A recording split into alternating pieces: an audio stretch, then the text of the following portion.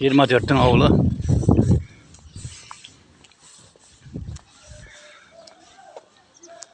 Sadaka buladın yer, 24'ün köşesi, buna mektep.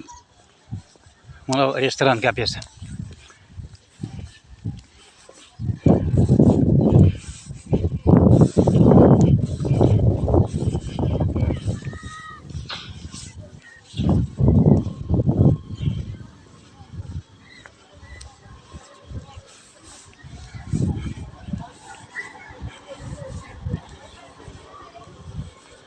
Yirmi dört avlu. Buna sadaka buladın ordun. Sağlamazsa. Buna sadaka bulmaktan yer mi ne ordun?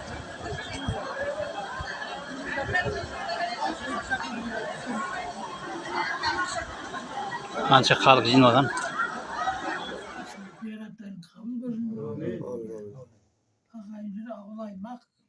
Aman bozun. Her vakta olsun da şeyine ne de baş kozu Allah nasip etsin.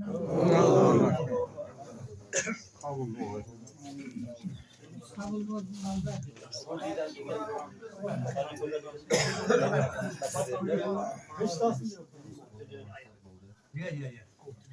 Ya Allah. Çakmağa bir çakmağa.